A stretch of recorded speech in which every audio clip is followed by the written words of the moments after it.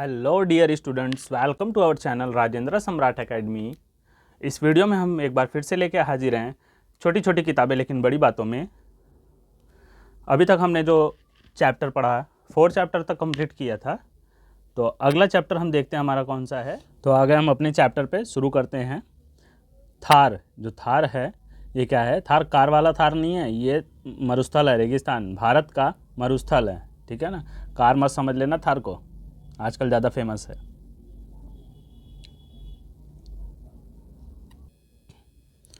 अनु और तनु नदियों और पहाड़ों के बारे में जानने के बाद पिताजी से पूछने लगी, पिताजी क्या वर्षा हर जगह एक सी होती है?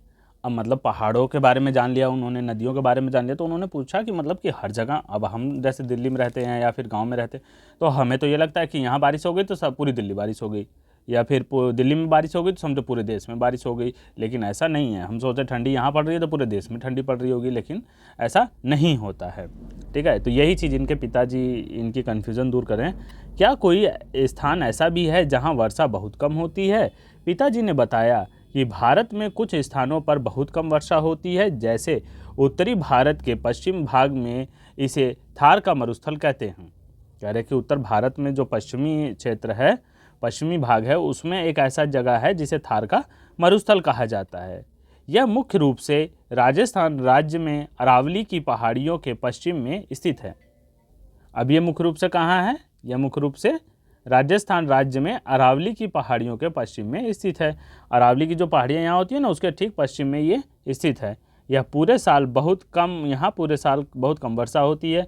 25 सेंटीमीटर से भी कम, 25 सेंटीमीटर जो स्केल वाला होता है ना, उससे भी कम नापा जाता है। पानी का जो पैमाना होता है उसमें नापते हैं, तो उससे भी कम बारिश होती है। कभी कभी बिल्कुल वर्षा नहीं होती।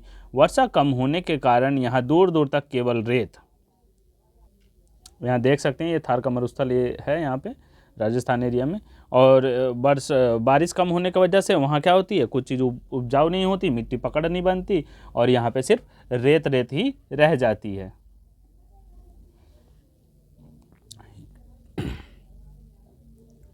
बड़े बड़े टिले ही दिखाई देते हैं। पानी की कमी के कारण यहाँ वनस्पति नहीं होती या बहुत कम होती है। वहाँ पे मतलब जो पौधे वगैरह होते हैं बहुत कम होंगे, पानी नहीं होते। जैसा तुम्हें पता है बच्चों को कि पौधों के लिए पानी की ज़रूरत होती है, फिर मिट्टी अच्छी होनी चाहिए। वहाँ रेतीली मिट्टी है पर पानी भी नहीं है जिससे वहाँ कोई पेड़ पौधा उग पाए। इसलिए यह क्षेत्र मरुस्थल कहलाता है। मरु मतलब कुछ भी ना, जिसमें मर एकदम मुर्दा, ठीक है, तो स्थल हो गया ये, इसीलिए से मरुस्थल कहते हैं। मरुस्थल ऐसा क्षेत्र है जहाँ वर्षा वनस्पति दोनों ही बहुत कम होती है। मरुस्थल गर्म एवं रेतीले होते हैं, जैसे थार का मरुस्थल, सहारा मरुस्थल। कुछ मरुस्थल ठंडे एवं चट्टानी भी होते हैं, जैसे गोबी मरुस्थल, लेह लद्दाख मरुस्थल। ज़्यादा ठंडे होंगे तब भी वहाँ पे कुछ चीज़ नहीं उगेगी, है कि नहीं, और ज़्यादा सूखे होंगे तो भी नहीं उगने वाली वहाँ पे। आए अब हम इसकी प्रमुख विशेषताओं के बारे में जानें। अब इसकी जो प्रमुख विशेषताएं उसके बारे में हम जानते हैं।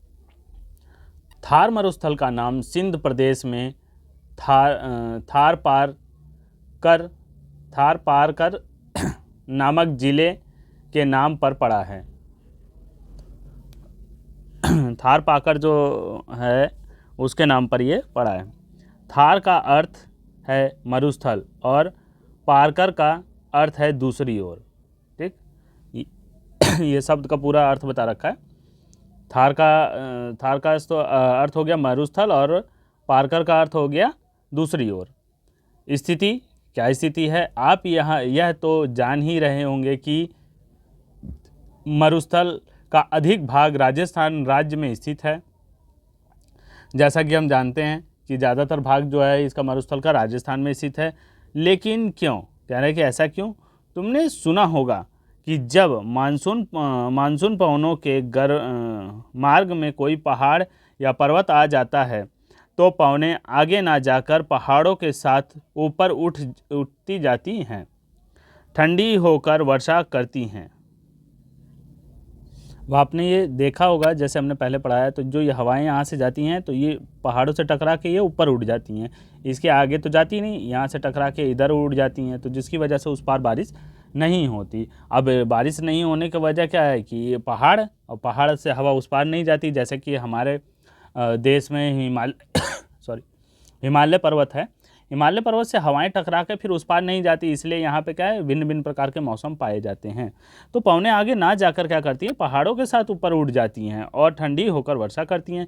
यहाँ ऐसा नहीं होता, क्योंकि अरावली पर्वत मानसूनी पवनों के समांतर, कह रहा है जो अरावली पर्वत है वो मानसूनी पर्वतों के पवनों के समांतर दिशा में है। अब ये इनकी समान दिशा में है, तो इस कारण यह वर्षा करने में मदद नहीं कर पाता। वर्षा की कमी के कारण यह मरुस्थल बन गया है। वहाँ पे पानी नहीं होता, तो जिसकी वजह से ये मरुस्थल कहलाता है। अब यहाँ एक क्वेश्चन बनता है, मानसूनी पवनें किसे कहते हैं? तो यहाँ दिया हुआ आंसर, वे पवनें जो ऋतुओं के अनुसार अपनी दिशा बदलती हैं उन्हें मानसूनी पवनें कहते हैं, या मानसूनी पवनें कहलाती हैं। तो आगे चलते हैं। फिर अगली हेडिंग हमारी है जलवायु। वर्षा की कमी व रेत होने के कारण यहाँ की जलवायु भी बहुत भिन्नता देखी जाती है। दिन में सूर्य की गर्मी के कारण रेत जल्दी गर्म हो जाती है और रात में जल्दी ठंडी, इसीलिए दिन गर्म व रातें ठंडी होती है। जो राजस्थान में है वो क्या होती है, रातें ठंडी होती हैं और दिन में बहुत गर्मी होती है, दिन बहुत गर्म होता है। अब यहाँ देखो कोई क्या कह रहा है, मरुस्थलीय क्षेत्र व समुद्र के पास स्थित कुछ प्रदेशों का गर्मियों व सर्दियों का तापमान समाचारों द्वारा ज्ञात करो व अंतर बताओ। अब कह रहा है कुछ राज्यों का, कुछ क्षेत्रों का, कह रहे जो समुद्र के किनारे हैं उनका तापमान ज्ञात करो और उन्हें बताओ। समुद्री स्थल के पास है तो उनका तापमान तो अलग होगा। समुद्र के पास के स्थित जो प्रदेश हैं उनमें नॉर्मली मतलब ठंडी नहीं ज़्यादा पड़ सकती, ना गर्मी ज़्यादा पड़ सकती, क्योंकि हुमस का एरिया है। थार मरुस्थल के कुछ हिस्से तो पथरीले हैं और बाकी हिस्सों में खूब रेत है। यह रेत तेज हवाओं के साथ उड़कर एक जगह से दूसरी जगह जाती रहती है।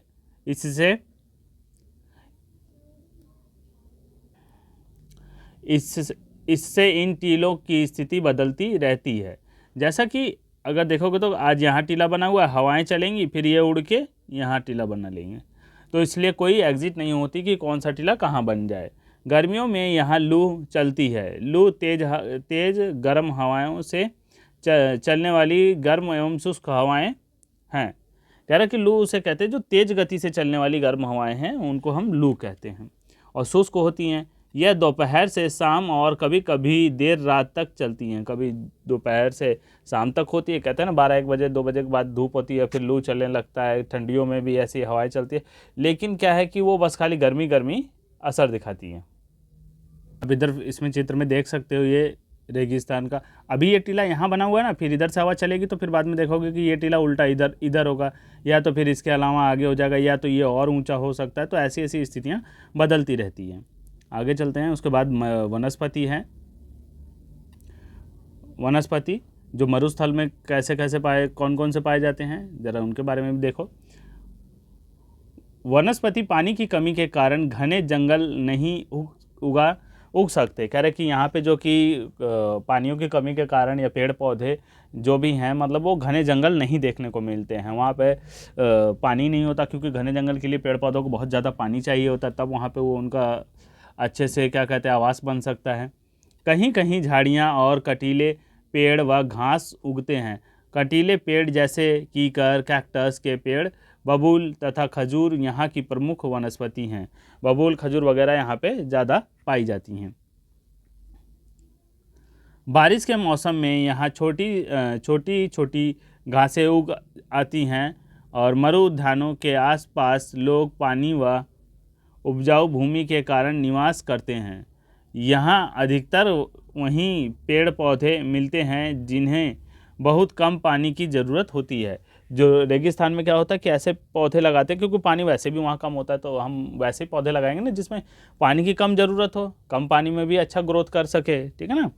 तो इसीलिए वहाँ पे पेड़ पौधे भी कम होते हैं और वैसे होते हैं कि जैसे मतलब ज़्यादा पत्ती वाले पौधे नहीं होते, कटीले वगैरह होते हैं जिसमें कि ज़्यादा पानी की वो हाश ना हो या मतलब खपत ना हो। मरुधान ओएसी, जैसे कहते हैं कि बंजर भूमि या रेगिस्तान में पाए जाने वाले वो स्थान जहाँ पानी मिलता है, ठीक है, वो मरुधान कहलाते हैं, जहाँ पे पानी मिलता है। अब है इनका पशुपालन। रेगिस्तान में थोड़ी बारिश में घास उग आती है, इसलिए यहाँ के लोग पशु भी पालते हैं। गाय, भैंस, बकरी, ऊँट व कई किस्म के बैल पालते हैं। ये कई तरह के जानवर पालते हैं। यहाँ दिया है कि भेड़, बकरियों व गायों को चराने वाले लोगों को गड़ेरिया कहा जाता है। जो इन सबको चराते हैं, गाय, भैंस, बकरियों को, उनको गड़ेरिया कहा जाता है।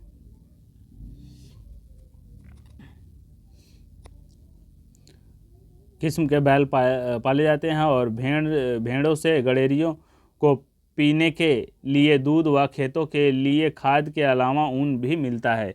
इन्हें दूध तो खुद के लिए मिलता है और मांस भी मिल जाता है, और उसके बाद कह सकते हैं कि ऊन वगैरह भी मिलता है गड़ेरियों को।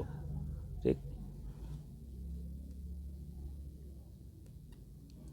थार की घुमक्कड़ जातियों में एक कालबेलिया जाति है। थार की जो घुमक्कड़ प्रजाति है उसमें कालबेलिया है। उसके अधिकतर पुरुष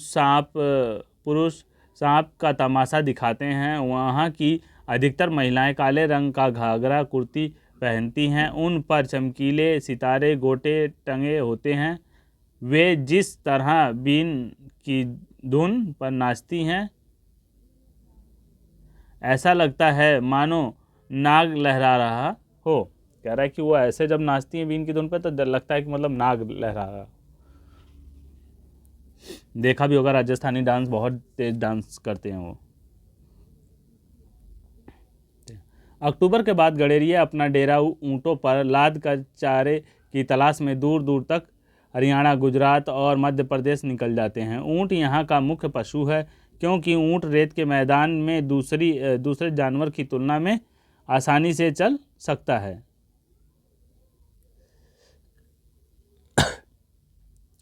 ऊँट क्या है, दूसरे जानवर की अपेक्षा रेगिस्तान में आसानी से चल सकता है, क्योंकि उसके पैर गद्देदार होते हैं और उसमें धंसते नहीं हैं। ऊँट कई दिनों तक पानी पिए बगैर भी रह सकता है। वो एक दिन पानी पीता है तो कम से कम 6 से 7 दिन या 5 दिन चला लेता है। रेगिस्तान में ऊँट ही यातायात का मुख्य साधन है, इसलिए इसे रेगिस्तान का जहाज कहते हैं।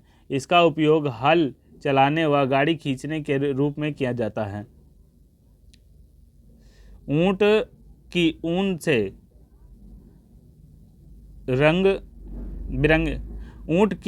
से रंग बिरंगे पट्टू कंबल बनाए जाते हैं। ऊँटनी का दूध पिया जाता है। जो ऊँट के उससे है बालों से वह क्या करते हैं, ऊँट के जो ऊन मिलता है उससे रंग बिरंगे पट्टू कंबल वगैरह बनाते हैं, और ऊँटनी का दूध वगैरह भी ये पीते हैं। आगे चलते हैं नेक्स्ट हेडिंग पे।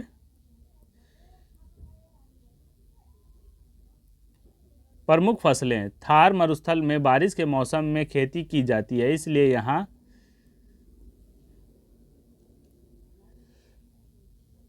अधिकतर फसलें जून जुलाई के महीने में बोई जाती हैं और सितंबर अक्टूबर में काटी जाती हैं, जिसमें बाजरा, ज्वार, मक्का, मूंगफली, मोठ नाम की दाल व तिल आदि मुख्य हैं। अब यहाँ देख सकते हो, यहाँ खाने वाली जो चीज़ें हैं, ज्वार है, बाजरा है, ठीक है, और मक्का है, मूंगफली भी होती है, और मोठ की दाल नाम की दाल, जो मोठ है दाल, वो यहाँ पे होती है। कम पानी में ये फसलें आसानी से उग जाती हैं और इन फसलों को ज़्यादा पानी की ज़रूरत नहीं होती, और ये कम पानी में भी उग जाती हैं। राजस्थान खाने में बाजरे का मुख्य स्थान है। राजस्थान का जो खाना है ना, खाने में उसका बाजरे का मुख्य स्थान है, क्योंकि बाजरे की रोटी वगैरह ये सब करते हैं। यहाँ की दाल बाटी, बाजरे की रोटी व खिचड़ी बहुत प्रसिद्ध है। पेड़ों व झाड़ियों में लगने वाले फलों को सुखाकर साल भर खाया जाता है। उसमें जो फल लगते हैं उसको सुखा के रख लेते हैं और धीरे धीरे फिर साल भर खाते रहते हैं। अब धीरे धीरे सिंचाई की सुविधा होने के कारण साल में 2 या 3 फसलें बोई जाने लगी हैं तथा गेहूं व सरसों भी उगाई जाने लगी है। पानी कहाँ से मिलता है? अभी तो हमने देख लिया कि कौन कौन सी फसलें उगाई जाती हैं। गेहूँ सरसों की फसल उगती है, क्योंकि अब सिंचाई नहरें वगैरह की सुविधा हो गई, तो नहर इंदिरा नहर जो वहाँ की है उसकी सुविधा से यहाँ पानी की सिंचाई भी हो जाती है, खेतों की सिंचाई हो जाती है पानी से, तो एक आध फसल उगाने लगे हैं। अब पानी कहाँ से मिलता है, अगली हरी। तुम्हें लग रहा होगा कि ऐसी जगह में लोग कैसे रहते हैं, उन्हें पानी कहाँ से मिलता है। पानी के लिए यहाँ कुएं हैं जिनमें पानी काफ़ी गहराई में मिलता है। कई जगहों पर पानी खारा होता है, जगह जगह मीठे पानी का कुआं होता है। वहाँ लोग दूर दूर से आकर पानी भरते हैं। महिलाओं को पीने का पानी लाने के लिए काफ़ी मेहनत करनी पड़ती है। राजस्थान में देखा होगा टीवी वगैरह में भी, वो सर पे मटके रख के दूर दूर तक जाती हैं पानी लाने के लिए, एकदम कई कई लेट से एकदम झुंड में जाती हैं। सिर पर एक साथ कई घड़े रखकर उन्हें अपने घरेलू कार्यों के लिए पानी दूर से लाना पड़ता है। उनका काफ़ी समय इसी में निकल जाता है। इसी सब में क्या है, उनका टाइम सुबह से शाम निकल जाता है। नहाना खाना पीना सबके लिए पानी लाना, हर एक चीज़ में टाइम ज़्यादा इसमें बर्बाद उनका हो जाता है। बाकी और शहरों में और राज्यों में क्या है, पानी आराम से मिल जाता है। रेगिस्तान के लोग पानी की एक बूंद को इस्तेमाल करते हैं, एक एक बूंद को इस्तेमाल करते हैं। बरसात में बरसने वाले पानी को वे व्यर्थ नहीं जाने देते। वे अपने घर के आंगन में ज़मीन के नीचे टंकी बनाकर उसमें बरसात का पानी जमा करते हैं। इस पानी को थोड़ा थोड़ा साल भर खर्च करते हैं। गांव की निचली ज़मीन पर तालाब बनाकर वे पानी इकट्ठा करते हैं, जिससे जानवर पानी पीते हैं। अब उसके बाद जो नीचे की ज़मीन होती है उसमें पानी इकट्ठा कर लेते हैं, वहाँ जानवर वगैरह पानी पीते हैं। बारिश का जो पानी होता है वो टंकी बना के स्टोर कर लेते हैं, और ढका रहता है वो साल भर, वो चलता रहता है अपने और सब कामों के लिए, वो उसका यूज करते हैं।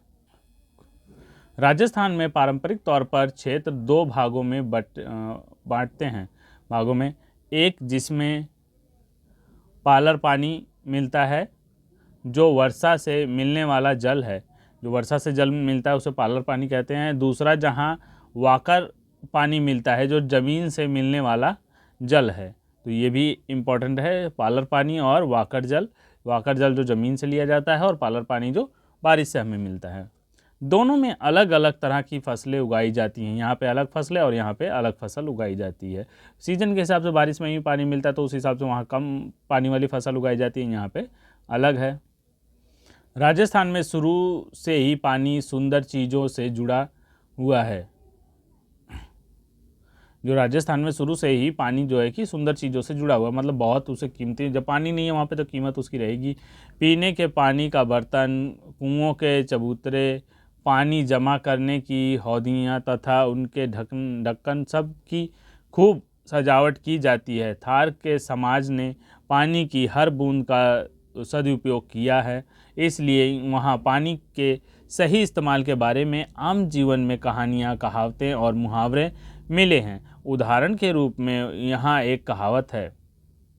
अब जैसे यहाँ पे बहुत ज़्यादा जो बर्तन होते हैं ना, पानी की कीमती चीज़ों को बहुत सजा सजा के रखते हैं, तो पानी वहाँ के लिए कीमती है, तो उसके बर्तन, जो ढक्कन है, कुएं के पास चबूतरा, वो भी सजा उजा के साफ़ सुथरा अच्छा से रखते हैं पानी, ताकि साफ़ रहे। जो पानी मिलता है उनकी कीमत, अब यहाँ शहर वगैरह में पानी मिल रहा है तो यहाँ उतनी कीमत उसकी नहीं रखते, डब्बे वब्बे में भर के रख देते हैं पानी, पीने उने का पानी भी, और ज़्यादा घड़े वड़ों का इस्तेमाल नहीं करते, क्योंकि फ्रिज में बोतल स्टोर करके सब पानी पीते हैं। तो ये सब चीज़ें, लेकिन जो घड़े का पानी होता है उसका जो टेस्ट होता है वो बहुत अलग होता है।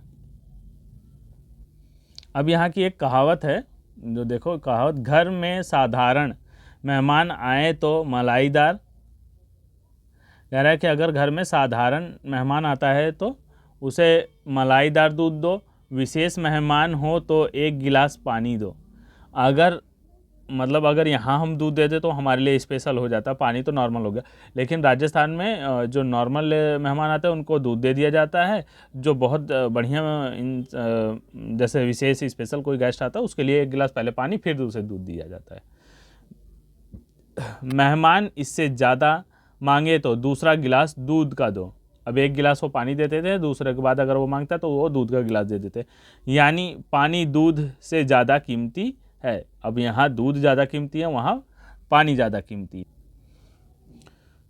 लोक व्यवहार भी ऐसा है कि पानी की हर बूंद का उपयोग किया जाए।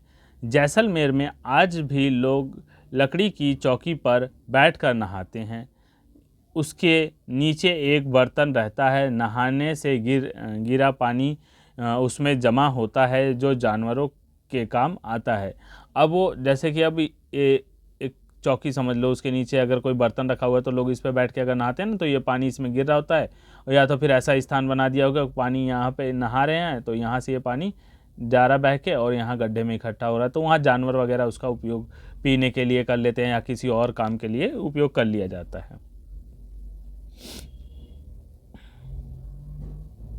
अब यहाँ एक चित्र है, जरा इसको ध्यान से देखो। यहाँ दिया हुआ है तारबेला डैम। ये डैम दिए हुए हैं जगह जगह, ये जो देख रहे हो ना, ये डैम दिए हुए हैं, ठीक है ना। तारबेला डैम है, प्रपोज्ड कालाबाग डैम है, यहाँ पे कालाबाग डैम है, और ये मंगला डैम और भाखड़ा नांगल डैम यहाँ पे है, टेहरी डैम बांध, और ये हरिद्वार में है, यहाँ पे हरिद्वार के पास है, टेहरी डैम है। उसके बाद यहाँ देखते हैं ये सुकूर यहाँ पे सुकूर बारगे है, यहाँ पे डैम। तो ये डैम वगैरह हम मैप में कवर करेंगे जब हम इसके बाद हम मैप भी पढ़ेंगे, तो एक वीडियो खाली मैप के ऊपर ही आएगी आप लोगों के लिए, जिसमें हम नदियाँ और डैम वगैरह ये चीज़ें, छोटी छोटी चीज़ें जो उसमें हैं, सब चीज़ पढ़ेंगे। पहले वीडियो में तो हम नदी और उसकी सहायक नदियों के बारे में बताएंगे, उसके बाद डैम है, पुल है, ये सारी चीज़ें हम पढ़ेंगे, ठीक है ना। तो चलते हैं आगे हम।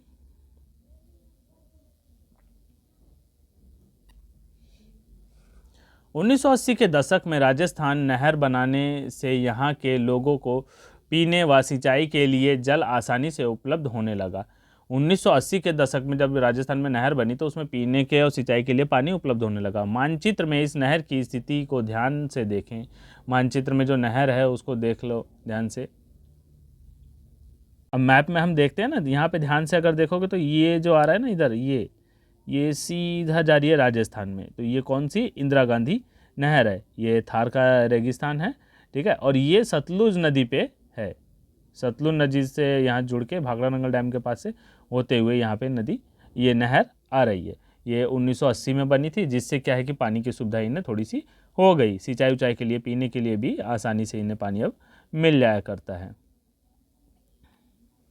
मानचित्र में इस नहर की स्थिति को ध्यान से देखो। यह नहर पंजाब में हरिके बांध से निकलती है। हरिके बांध है जो वहाँ पंजाब में, वहाँ से आती है ये, और राजस्थान के थार मरुस्थल में बहती है।